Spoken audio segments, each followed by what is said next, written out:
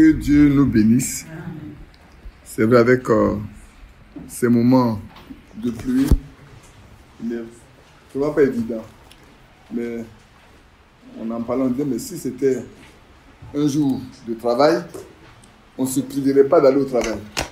À moins qu'on nous dise qu'il n'y a pas de route. Donc, on savait que les frères viendraient, on a prié pour que puisse arriver à pied sec. C'est vrai, il continue de tomber des gouttes. Mais courage. Alors, je vais répondre à un besoin, à une promesse que je vous ai faite. Je vais vous dire, je n'ai jamais traité ce sujet-là tel que je vais le traiter depuis des années. Je lui demandais de quoi allons-nous parler. Et puis, bon, il m'est venu de dire que je vous ai fait la promesse qu'on doit parler de comment connaître la volonté de Dieu. Et paradoxalement, je vais prendre mon ancien livre de chant et je me rends compte que j'ai mes deux blocs de notes de deux différentes prédications qui ont été faites sont dedans. Et j'ai regardé les deux, ils n'ont pas la même configuration, quoique les thèmes sont pratiquement les mêmes. Quand on était très jeunes, qu'on partait à l'église, on voyait nos frères rédiger entièrement leur prédication. Et puis, quand j'avais commencé à prêcher, j'ai voulu, je devais faire comme eux. Maintenant, je me demandais si, quand je suis à la chaise, que j'arrivais à lire ce que j'avais écrit. Bref, mais je vais vous dire que je ne l'ai jamais traité comme je l'ai traité, avec tous les éléments. Je ne sais pas, le Seigneur a mis tellement de choses à disposition que quand je parlais, je disais, mais Thierry serait heureux de voir les gens lui demander ce sujet-là parce que c'est un thème qui est très peu, pour ne pas dire jamais, abordé. Nous, on a été instruits par le frère Favre quand on était encore étudiant, de nous montrer comment connaître la volonté de Dieu, comment la comprendre et pouvoir la pratiquer. Parce qu'il est toujours demandé dans la vie de chacun de nous que nous connaissions la volonté de Dieu pour la pratiquer. C'est clair. Dans tout ce que nous faisons. Même à la recherche d'un emploi, celui qui veut vraiment faire la volonté de Dieu se demandera, Seigneur, est-ce le travail que tu veux que je fasse? Une soeur qui fait le commerce, un frère qui veut faire une société, doit se poser la question, Seigneur, est-ce que tu es avec moi dans ce que je vais faire? À forte raison, quand on a affaire au mariage et tout, il y a beaucoup de choses pour lesquelles on est obligé de chercher vraiment la volonté de Dieu. Même dans le choix, je dirais, d'une église, on doit demander au Seigneur, où est-ce que tu es? Où sont tes enfants? Pour que moi, je n'aille pas seulement pour faire la religion, mais aller là où je peux être en communion parfaite avec toi. Parce que c'est toi qui veux servir. Pas un groupe de personnes et tout. Et j'ai tiré une leçon de ce que j'ai discuté avec le frère Yapi il n'y a pas longtemps. Il me disait, lui il a passé tout son temps à enseigner les enfants. Donc, quand tu enseignes les enfants, lui il y a deux interrogations qu'il doit faire. L'enfant veut savoir pourquoi il doit faire ça. Et ça c'est vrai quand on élève des enfants à la maison, quand tu ne dois pas faire, il va te demander pourquoi tu veux qu'il fasse ça ou pourquoi il ne doit pas faire ça. Et puis, s'il doit le faire, c'est comment doit-il le faire? Et ces deux questions lui ont permis pendant tout le temps d'enseigner ça qu'il a des problèmes avec les enfants. Parce que quand il finit, l'enfant comprend exactement ce qu'il faut faire et comment il faut le faire et pourquoi il faut le faire. Il disait que nous, on en a jusqu'à 5 questions. Le quoi, qui veut dire qu'est-ce qu'il faut faire. Le qui, pour dire qui doit le faire. Le quand, à quel moment il faut le faire. C'est ça, non? Le comment le faire et puis où le faire. Amen. Je n'ai pas utilisé tous ces 5 éléments-là pour venir ici. Je me suis contenté des 2 de Yapi. Pourquoi et comment? Pourquoi rechercher la volonté de Dieu? Et comment reconnaître que Dieu a parlé pour que je puisse faire la volonté de Dieu? Et comment comprendre Qu'est-ce que Dieu a dit là? C'est ça, c'est comme ça qu'il a dit. Et c'est ce qu'il veut que je fasse. Je vous dirai que, vous savez, Frère Franck même n'a pas compris ce que Dieu lui a dit, on en parlera plus tard. Quand le Seigneur lui a demandé d'emmagasiner la nourriture, il n'avait pas compris. Et ça arrive que Dieu parle, ça qu'on nous comprenne, ça veut dire. Je me souviens encore en 2006, le 4 juin 2006, quand j'ai parlé, et que les frères ont commencé à faire les réunions, un frère m'a dit, tu n'as pas compris ce que Dieu a dit. Je lui ai dit, moi je n'ai pas compris. Tu verras plus tard, si c'est à toi Dieu a parlé, c'est à moi Dieu a parlé. Quand tu comprendras là, tu ne seras plus assis comme un ancien dans cette assemblée-là. Tu ne seras plus assis là. Alors tu comprendras que ce n'est pas à toi Dieu a parlé, c'est à moi qu'il a parlé. Et quand je parlais pour la troisième fois, personne d'entre vous ne sera assis là comme ancien. Et quand j'ai parlé pour la troisième fois, effectivement, Dieu a accompli pleinement sa volonté. Alléluia. Donc nous allons parler de comment, pourquoi rechercher la volonté de Dieu et comment faire la volonté de Dieu. J'ai pris un ensemble d'éléments pour dire le pourquoi. Quelles sont les raisons pour un enfant de Dieu de chercher à faire la volonté de Dieu? Qu'est-ce que cela lui apporte de connaître la volonté de Dieu et de l'accomplir et tout. Alors, on va commencer par Matthieu chapitre 12. Vous savez, j'ai pris tellement d'écritures, j'ai pris beaucoup d'écritures. Là, je l'ai même structuré en trois temps. Comme ça, on prend Matthieu chapitre 12, Matthieu 12, verset 50. On va aller juste ce verset, ensuite on va aller dans Colossiens.